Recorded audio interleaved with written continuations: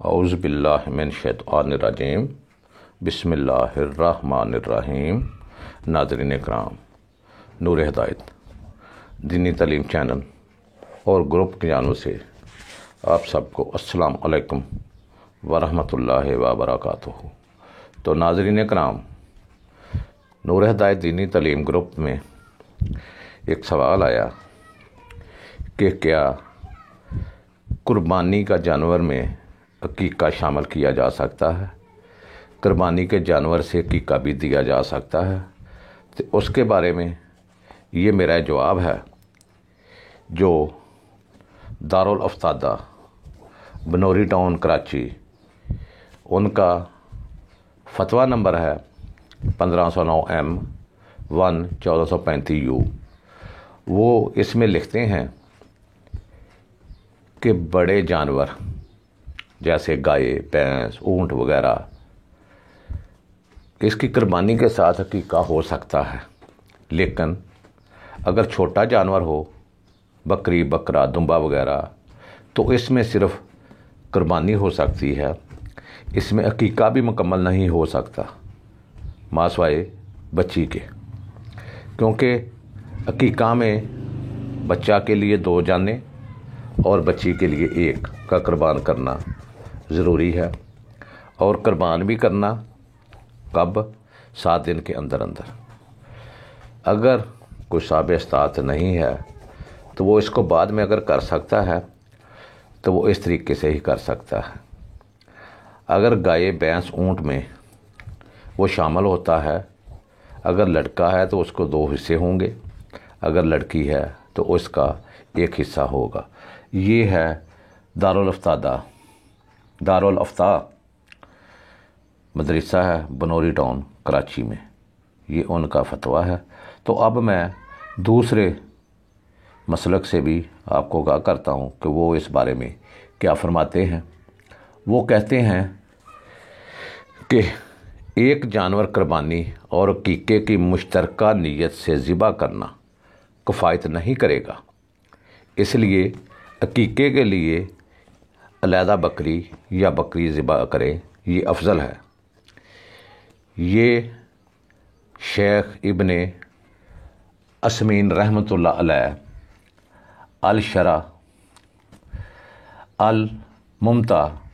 الدار المستقنع جلد نمبر 7 صفحہ نمبر 224 میں لکھتے ہیں کہ عقیقے میں بکری ذبح کرنا مکمل اونٹ ذبح کرنے سے بہتر ہے، کیونکہ عقیقہ کرتے ہوئے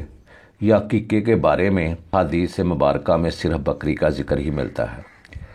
اس لیے عقیقے میں بکری ذبح کرنا ہی افضل ہوگا۔ اس لیے آپ لڑکے کی طرف سے 2 بکریاں اور بیٹی کی جانب سے 1 بکری ذبح کریں، جبکہ عید کی قربانی کے حوالے سے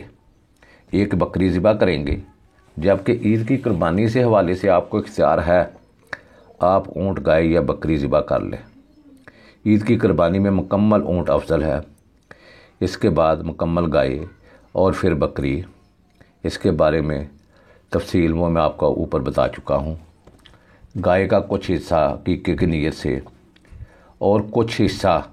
قربانی کے نیت سے ذبح کرنا علماء کرام کے ہاں بہت زیادہ اختلافی مسئلہ ہے، چنانچہ حنفی اور شافعی فقہ کرام اسے جائز قرار دیتے ہیں۔ یہ 2 فقہ ہیں، حضرت امام ابو حنیفہ رضی اللہ تعالیٰ عنہ کے اور حضرت امام شافعی رضی اللہ تعالیٰ عنہ کے رحمۃ اللہ علیہ کے، یہ 2 فقہ جو ہیں جو اس کو حقیقی قرار دیتے ہیں، دوسرے فقہ اس کو حقیقی قرار نہیں دیتے، اس کو اچھا قرار نہیں دیتے۔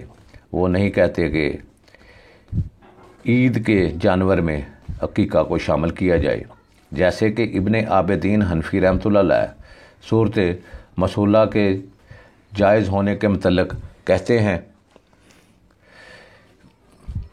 یہ صورت جائز قرار دیتے ہیں۔ وہ کہتے ہیں کہ اگر قربانی میں تمام شریکوں کی قربانی واجب ہو یا چند ایک کی واجب ہو اور دیگر کی قربانی نفل ہو، یا جانور ذبح کرنے کے مقاصد ایک ہوں یا الگ الگ ہوں، قربانی تب بھی جائز ہوگی، جیسا کہ عید کی قربانی سفر حج میں مسور ہو جانے پر ذبح کی جانے والی قربانی احرام کی حالت میں شکار کرنے اور وقت سے پہلے بال منڈوانے پر بطور کفارہ ذبح کیا جائے۔ وہ ذبح کیا جانے والا جانور کی قربانی حج تمتع یا حج قرآن کی قربانی کرنے والے تمام لوگ ایک ہی جانور میں شریک ہو سکتے ہیں، لیکن ظفر کا موقف اس سے خلاف ہے۔ جائز ہونے کی دلیل یہ ہے کہ تمام شرکا کا مقصد قربانی کرنا ہے، باقی کوئی شریک پہلے سے پیدا شدہ اپنی کسی بچے کا عقیقہ کرنا چاہے تو وہ عقیقے کی نیت سے قربانی کے جانور میں شریک ہو سکتا ہے، کیونکہ عقیقہ بھی نعمت اولاد کے ملنے پر کی جانے والی قربانی ہی ہوتی ہے۔ یہ ہے دارالمختار حاشیہ ابن عابدین صفحہ نمبر 6 جلد نمبر 6 صفحہ نمبر 336، الفتاوی الفقیات الکبریٰ جلد نمبر 4 صفحہ نمبر 256 میں ابن حجر حتمی شافی لکھتے ہیں، اگر کوئی شخص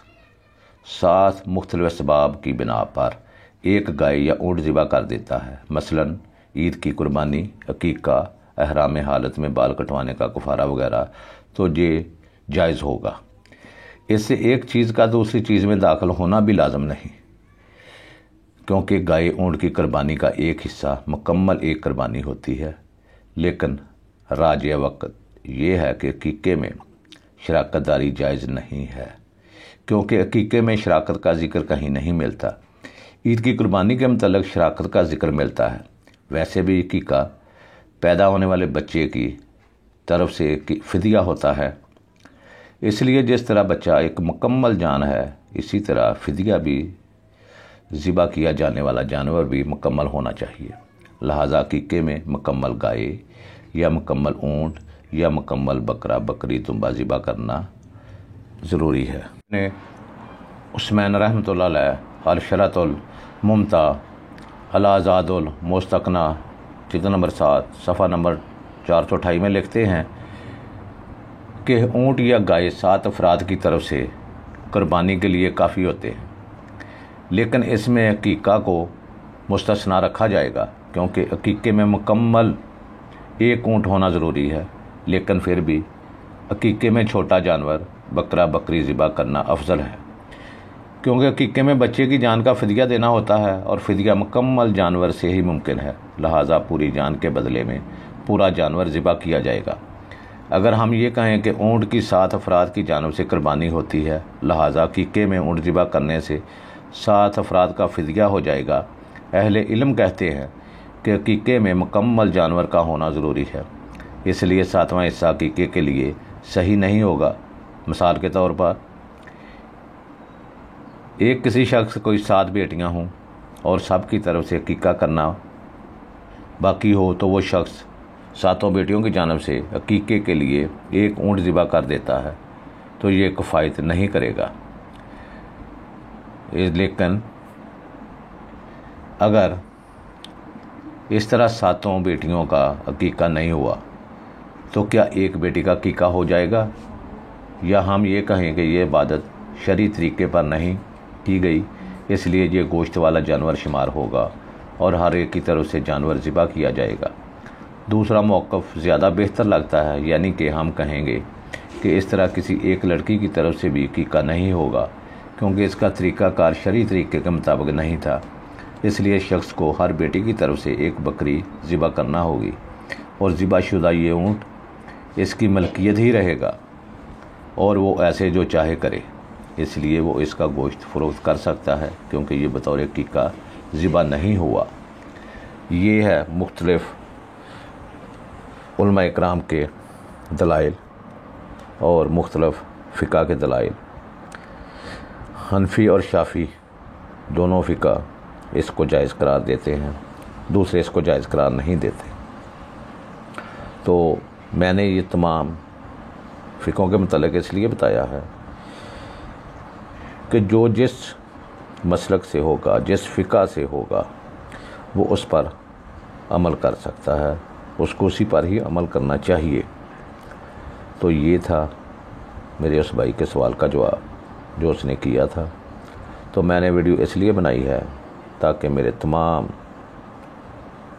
مسلمان بھائیوں بہنوں کو بھی اس کا علم ہو سکے۔ تو اس کے ساتھ ہی میں اجازت چاہتا ہوں۔ خدا حافظ والآخر دعوانا الحمدللہ رب العالمین۔